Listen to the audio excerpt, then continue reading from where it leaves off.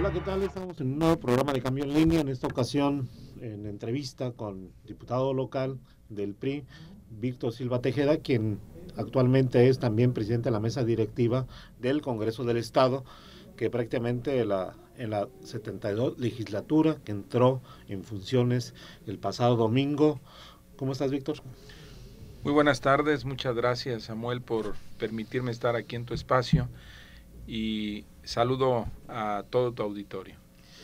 Bueno, yo siempre he dicho que para mí lo personal fue sorpresa tu nombramiento. Yo esperaba que fueras coordinador de la bancada del PRI en el Congreso del Estado y no te veía yo como presidente de la mesa directiva, que por cierto prácticamente entrando y acompañando a los dos poderes restantes en una gira presidencial en Lázaro Cárdenas. Así es, efectivamente, yo creo que entramos con el pie derecho. Tuvimos la oportunidad de que dentro de los acuerdos que se dieron con las otras fracciones parlamentarias, el PRI, la fracción del PRI en la 72 legislatura, pudiera iniciar al frente de la mesa directiva en este año legislativo. Anteriormente, en las pasadas legislaturas, las mesas directivas eran precedidas por un diputado hasta por 3 meses. Se modificó la ley orgánica del Congreso del Estado y a partir de esta legislatura durará un año legislativo la dirección, la conducción del Congreso por un diputado. Y en este caso la presencia y el peso específico que nos dan 17 diputados en la Cámara nos permite tener el primer periodo ordinario de sesiones durante un año y cerrar finalmente los últimos 7 meses, 15 días. ¿Por qué no líder de la fracción parlamentaria del PRI? Bueno, porque yo creo que en estos momentos se requiere combinar hacia el interior de la fracción los pesos específicos para darle unidad a la fracción parlamentaria.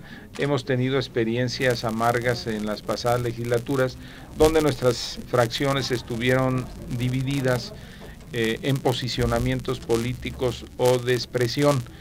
Este no es el caso, decidimos por el bien de nuestro partido y por el bien de poder ofrecerle al Ejecutivo del Estado, entrando en funciones a Fausto Vallejo Figueroa, una fracción que le permita apoyarle, que le permita darle viabilidad a sus planes, proyectos, programas que quiera emprender y que a través de las iniciativas que sean lanzadas al Congreso del Estado tenga un apoyo irrestricto para salir rápidamente de esta crisis en la que el Estado de Michoacán se encuentra en este momento.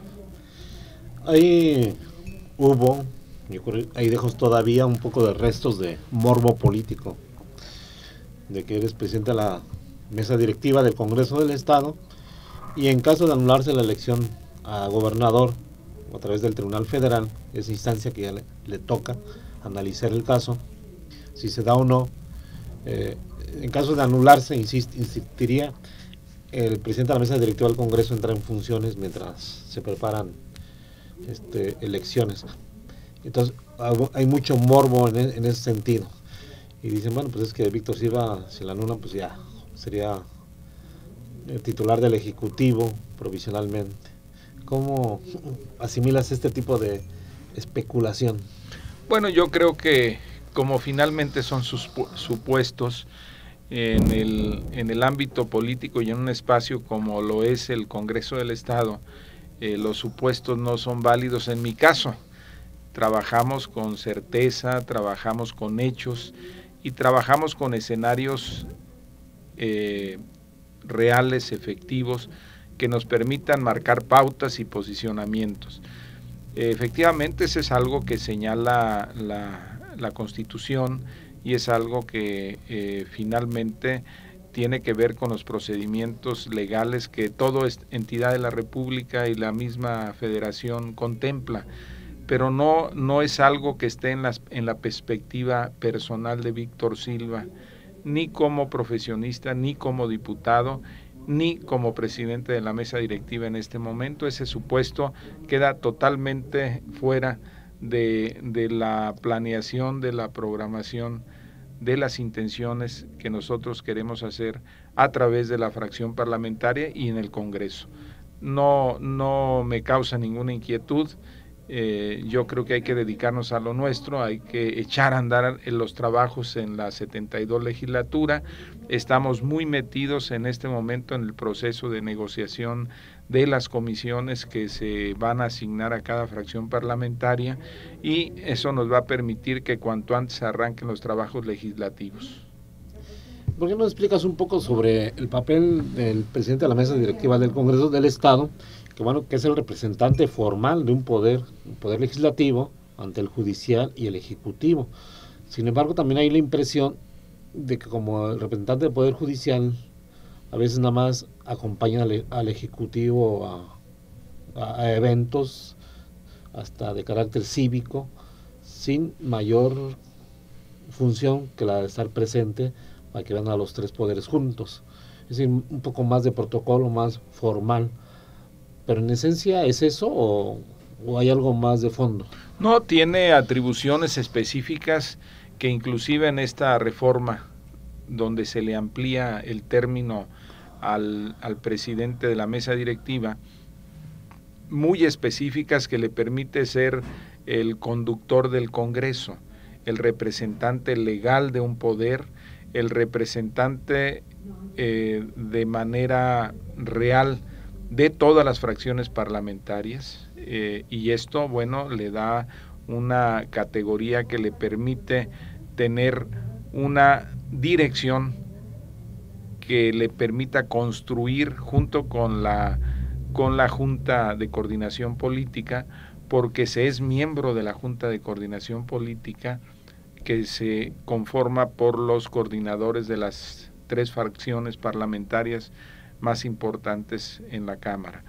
Entonces, su tarea, su trabajo tiene que ver con asuntos internos de la Cámara, tiene que ver con los asuntos administrativos del Congreso del Estado, tiene que ver con la representación jurídica en lo que se refiere a todo pleito, cobranza, representación jurídica ante tribunales, y desde luego la función primordial, que es representar un poder en el contexto de nuestra Carta Magna, donde tres poderes, esa división de tres poderes, conforman el Estado mexicano.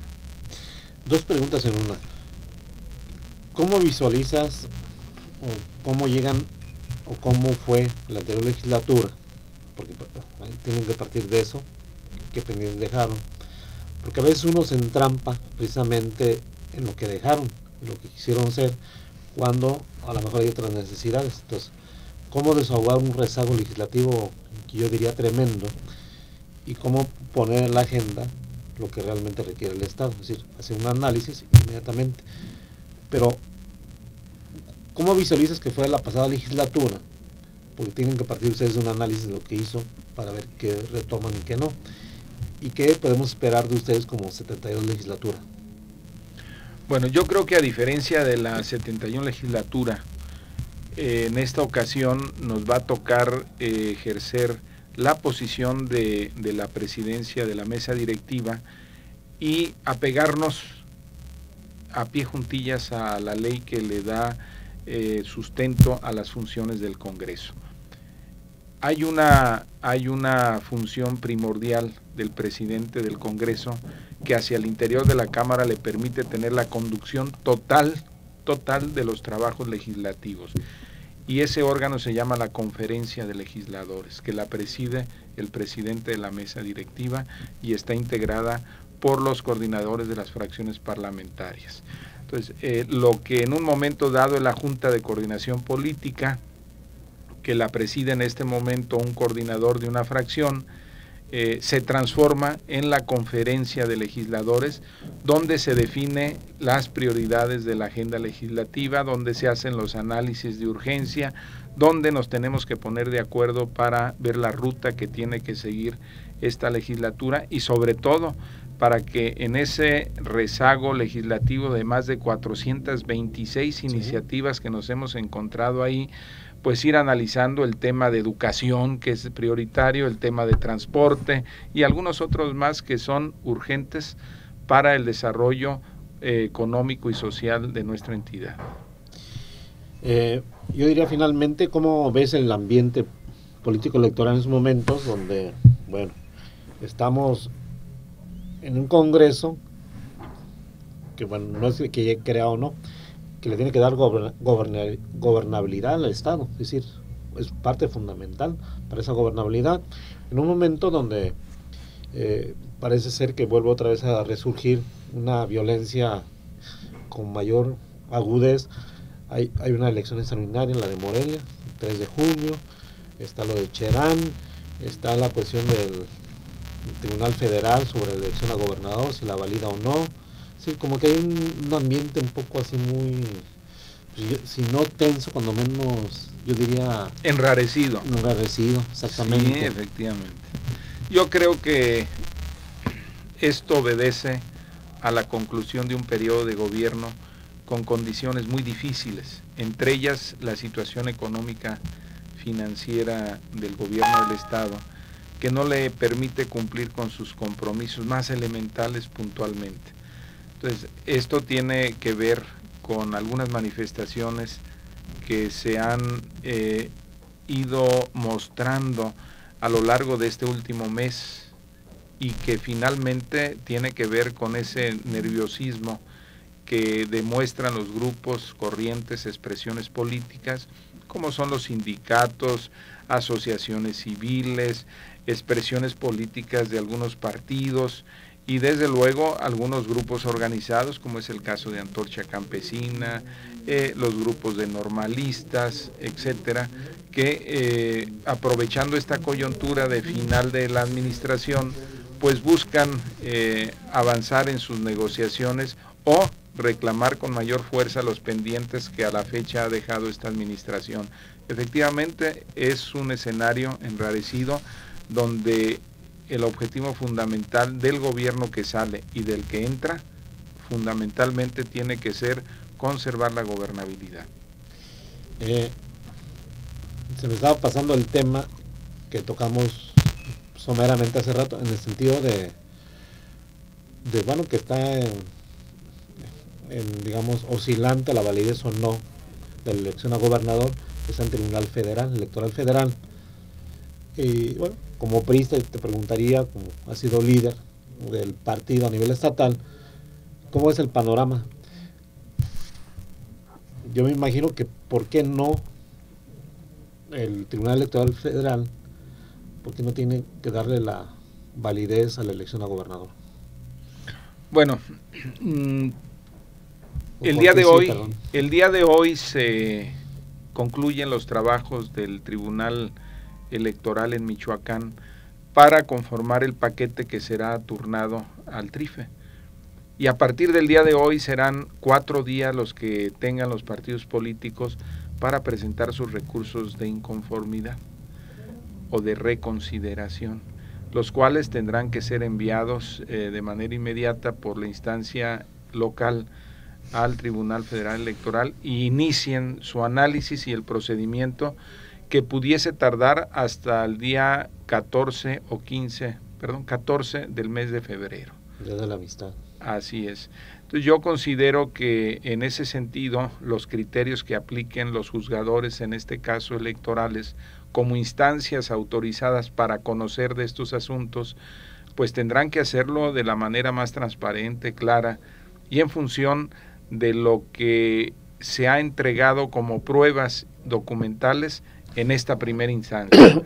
Yo creo que sin ninguna duda tendremos una validación del Tribunal Federal Electoral a la elección en la cual resulta ganador Fausto Vallejo como gobernador electo y que desde luego tendría que tomar protesta el día 15 de febrero y entrar en funciones de manera inmediata.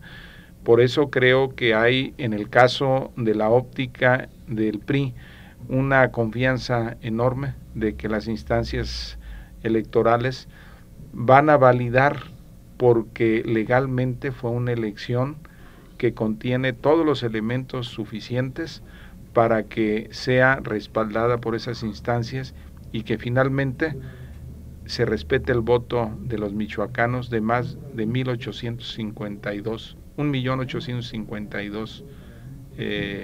votos que se dieron a diferentes partidos, y que no sería deseable que se desconociera ese ejercicio democrático que se dio en condiciones de paz, de tranquilidad, y que en su momento, a la conclusión del día de la jornada, no había elemento alguno y conocimiento de que hubiera posibilidades de que hubiera algún recurso de inconformidad, porque finalmente si hubiera ganado otro candidato o otra candidata, seguramente se hubiera aducido de que hubiera sido limpio, transparente, claro, participativo, sí, como lo fue. Entonces consideramos nosotros que hay elementos suficientes para que se valide esa elección. Pues con todo a nivel federal se dio, hasta por denominar que hubo narcoelección en Michoacán. Bueno, yo creo que finalmente es un ejercicio que ha emprendido un partido que finalmente estaba seguro de ganar la elección y que desafortunadamente al darse cuenta que los ciudadanos no les dieron el cabal respaldo, acuden a instancias legaloides para buscar quedarse con el triunfo. Entonces yo considero que la instancia electoral correspondiente va a validar esta elección de Fausto Vallejo. No hubo narcoelección. Desde luego que no, eso es algo que un mito, un estigma. Es un mito. El PRI gana en Michoacán por un empujón, por una fuerza adicional que le viene a dar Enrique Peña Nieto con sus 3 visitas que hace al estado. Lo hizo en Morelia, lo hizo en Zamora y lo hizo en la ciudad de Uruapan. Y eso fue lo que nos dio la diferencia, el apoyo de Enrique Peña, la fuerza que le dio, y fue lo que nos despegó de esas encuestas que habían estado muy competidas durante casi todo el proceso, y que finalmente nos da el triunfo al Partido Revolucionario Institucional. Desde luego que hubo un empujón, pero el empujón fue de Enrique Peña Nieto. Bueno, Víctor, pues te agradecemos, esperamos que no sea la única ocasión de estarnos visualizando, viéndonos aquí, charlando un poco más de los temas legislativos y un poco de tu partido, el Revolucionario Institucional. Muchas gracias y muchas gracias a todo el auditorio. Bueno, y tenemos un programa más de Cambio en Línea y seguimos pendientes.